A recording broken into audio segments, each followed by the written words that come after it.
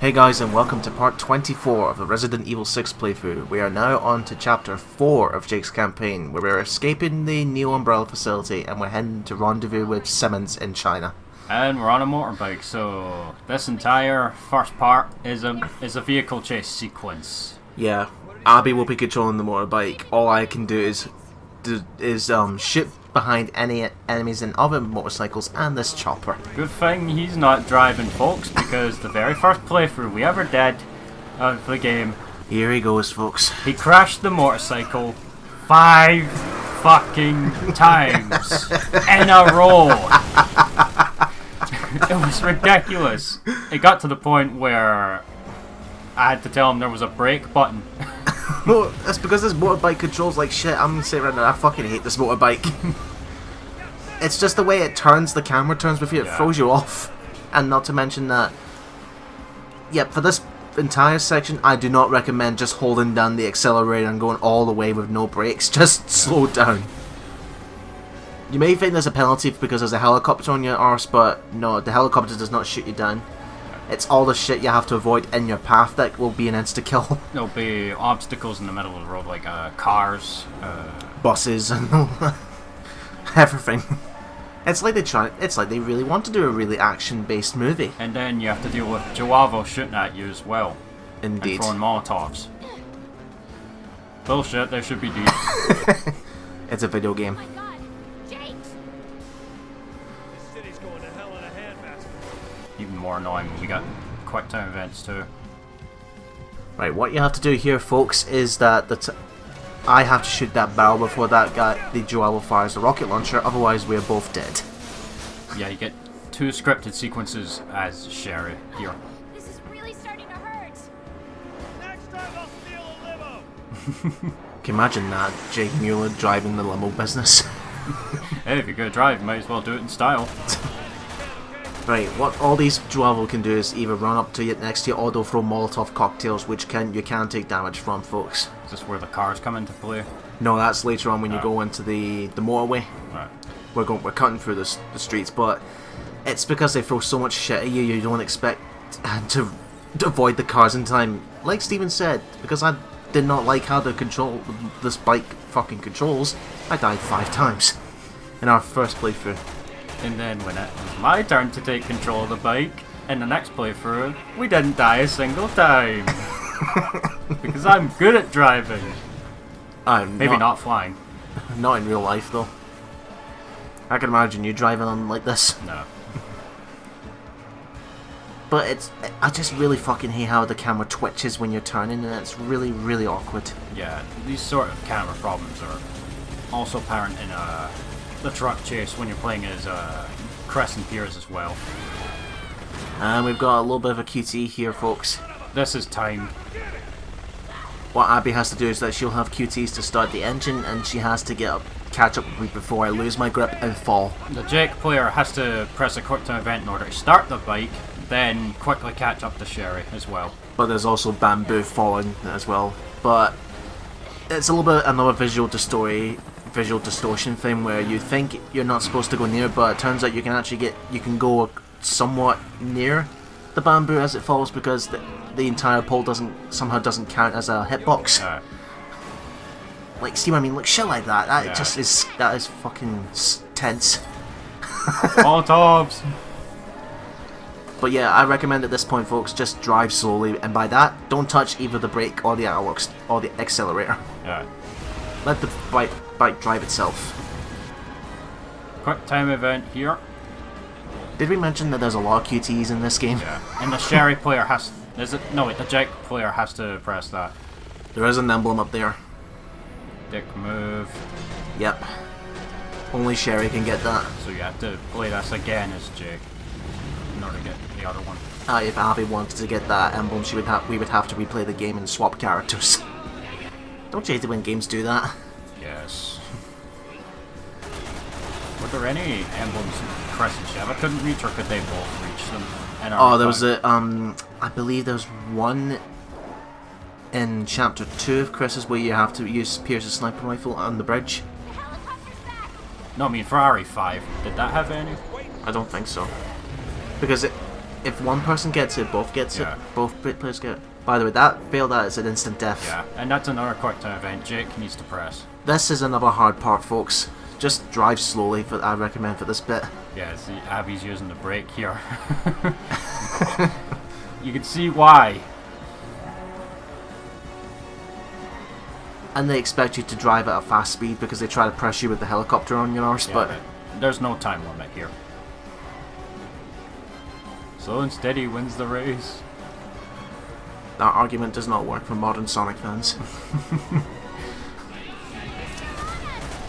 Don't worry about your handgun for this point, folks. When you play Sherry, you have infinite ammo. And the accuracy does not count towards your ranking at the end. Yes, you're ranked at the end of every chapter. And the S rank requirements in this game are pretty strict, actually. Like, if you need to get like less than 70% accuracy, a decent amount of enemies, and not too long. Without dying. Well, I think if it depends on the chapter, one death is should be fine, because there's one, I can't remember exactly which chapter it was, but I do recall getting one death by accident in a playthrough, and I still got the S rank. Yeah. That's because you fulfilled all the other requirements to get enough rank points for the S. But let's be honest, the ranking system doesn't matter. You don't unlock anything. Right, what's going to happen here, folks, is you saw there the helicopter shoot one of those car lifting vehicles, and the cars are going to fall loose. So again, do not drive very fast, just drive really, really slow. Yeah, all you need to do is avoid these. There's only 3 that are going to fall, or 4 that are going to fall out in total, but once you avoid them, just run straight for that ramp and you're done. Yay, more ramps! It's like one of my favourite things to do in a racing game is catch air. Aye. I think the only main racing game that I ever played that involved motorcycles, realistic motorcycles, was, if you remember, MotorStorm. Oh, on the PS3. It was a launch title for the PS3, I think.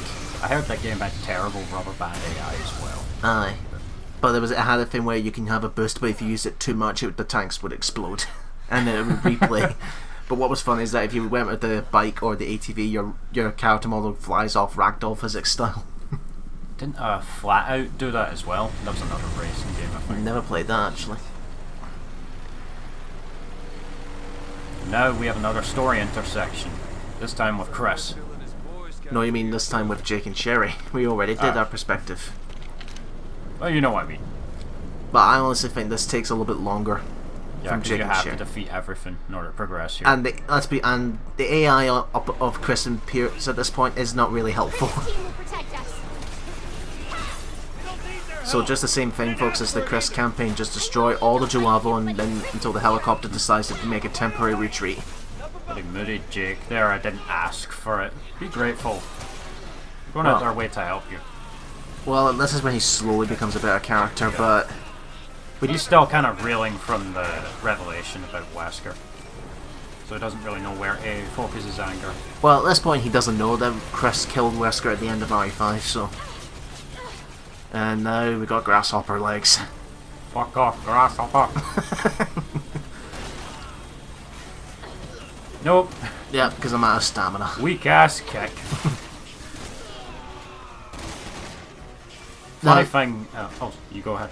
No, there's actually I've never been never been able to successfully do this like on a recurrent basis, but there is a way you can counter the one of the grasshopper's attacks, where they if you're behind the character model, they'll try and do a back kick, and you can counter that where you grab the leg and then you do a little spin and it causes them to lay flat on the ground. There is a way you can easily, more often than not miss the counter, where if you aim your weapon or hand-to-hand or any sort of weapon while your character is lowering the weapon, you can mash R2 and they will not do a melee. If you exploit that, you can easily just mash R2 in order to get the counter. That's your way of dealing with the counter systems. My way is sound based actually, because I listen to what sounds the enemies make and what patterns they do. Like for example, the Joavo wielding machine guns, what they do every time they counter is they do a little shuffle to the left or right, and every time they do that, after that they try and smack you with the gun, and that's when you can counter it. There's a glitch in this game though where they sometimes don't even do the animation, but they're still actually doing the attack.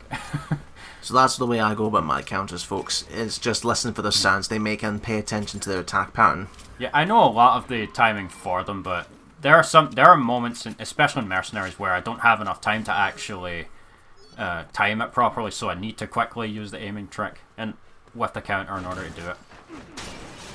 Much appreciated. Like if one enemy's attacking you and then at the end of your counter animation another enemy immediately starts, that's when I would use the aiming trick most of the time in order to ensure I don't miss it. Right, for this particular section, if you remember from Chris's story, folks, where Chris and his team would have a much easier time against this helicopter when they make up to the top and then they get the grenade launcher. But for Jake and Sherry, however, the only grenade we have is the assault rifle with the Bear Commander, which can only fire one shell at a time, and even then, it's going to take forever down here. Those parts sucks. What? Like, seriously.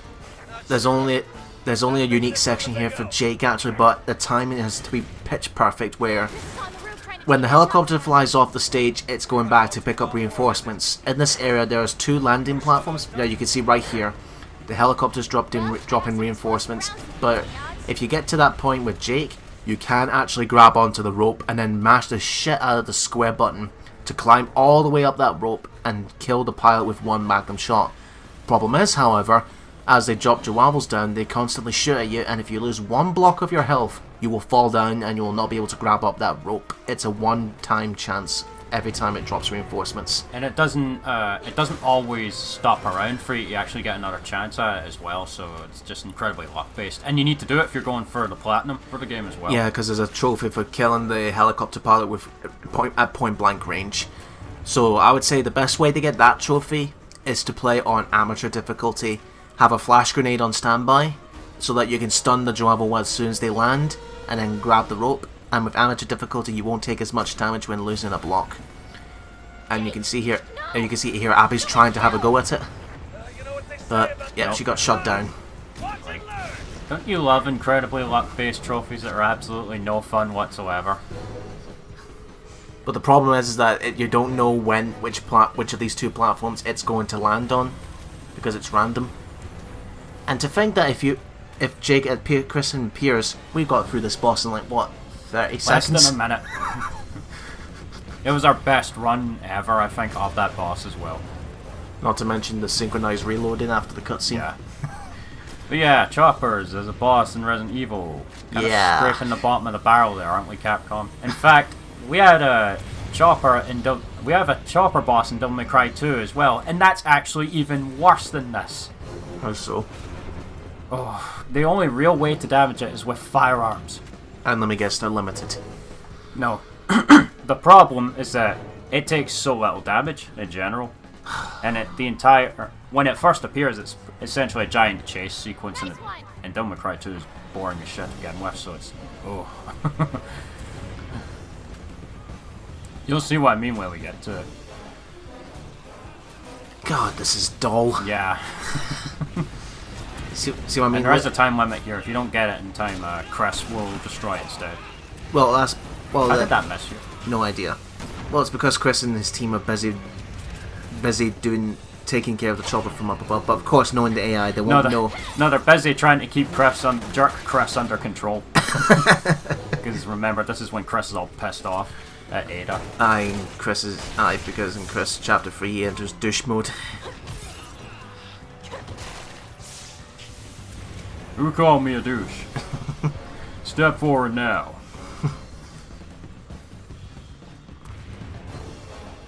Yeah, again, it takes forever for this thing to roll back around. And the amount of damage, did I mention that you only have 1 grenade per shot on this assault rifle? So you have to reload every time. And this is on normal. Oh, actually, there's a glitch in this game, folks, where, say for example, you selected professional difficulty, like on your own time, playing solo, and then you exited that and got invited to a normal difficulty game, you would still be playing on professional difficulty. How? I'm only going to pull this out of my arse to try and support a bad decision, but they probably would have made them separate save files because between different users.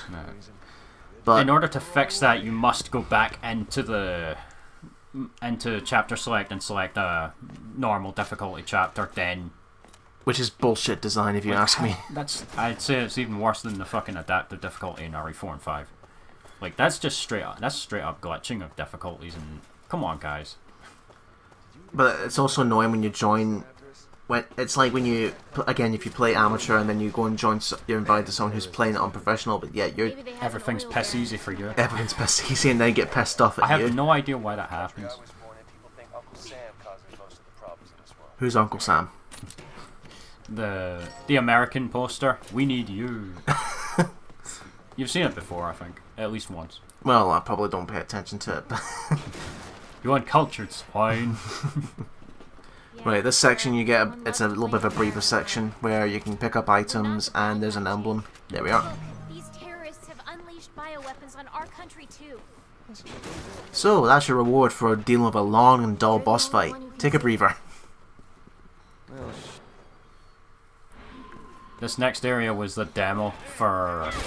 What was it, back in early 2012? Yeah. For Jake's campaign, this was the demo. Yeah. Well, it had two different demos, didn't it? There was one area from Leon, Chris, and Jake. And then there was one... No, I'm talking about the demo had different locations. This one...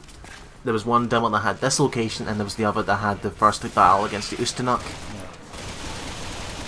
Hi, Straylat. Funny thing, the cutscene that plays in the public demo that was released here is actually, for this area, is the chapter 1 cutscene, where Jake first meets Sherry at the very start of the chapter. Like, what? And then all of a sudden they're in China. In different clothing. Yeah. What does sense make? Right, at this point there's always going to be snipers with machine guns at the end of this section, folks, and they always turn into cocoons. Yeah. 3 of them, is there? Yeah, there's 3 of them. There's 3 of them. And the gate's locked, so one player has to go around to the other side. And by that means you see all this uneven structure. One player has to climb up and then open the door from the inside. But that's dangerous. We're all about health and safety here at Cal Gaming. We don't condone going up onto unfinished structures. Unless you're in a dire situation where you have to. On you go, Mrs. Shaw. Yeah, only Jake can go up there because there's a pole. And you have to do this twice for this chapter. In the meantime, I have to defend myself against the lizards here. Yeah, we're just gonna kill them and make some Strelats soup.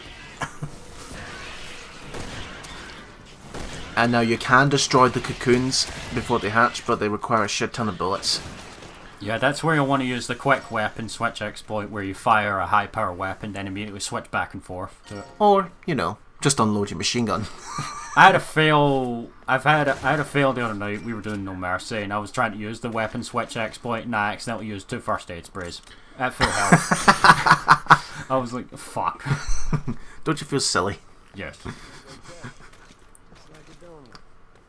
Now you see all these corpses here? This is going to be for the 4th campaign later on, folks. By the way, that corpse to the left there? That's the Lepeltitsa from Leon's campaign that was thrown out of the plane. Yeah. And that cocoon Joava was sliding around there. Did you see that? Aye. Oh, it'd be some shit if that actually came back to life, that Lepeltitsa. Ugh. Yes, that's what it's called, folks. A little trivia, by the way. The crazy laughs that the Lepeltitsa does. Mary Elizabeth McGlynn, the lead vocalist for the Silent Hill music and a wonderful voice actress, did those crazy screams for it and the laughs. Liam O'Brien did the motion capture for it. Huh. And she would reprise her, and then she would go on to voice Alex Wesker in Revelations 2. Oh yeah, you folks thought there was one Wesker. Oh no, there's a second. That was something I was wondering for the longest time when they were going to get to that point, and then... Because they referenced it in a file of the RE5. In RE5 Lost in Nightmares with a list of the Wesker children. And then when we finally get the big reveal, I'm like, oh yes, finally. And then she actually succeeds in her plan of copying her consciousness into a little girl. Yeah.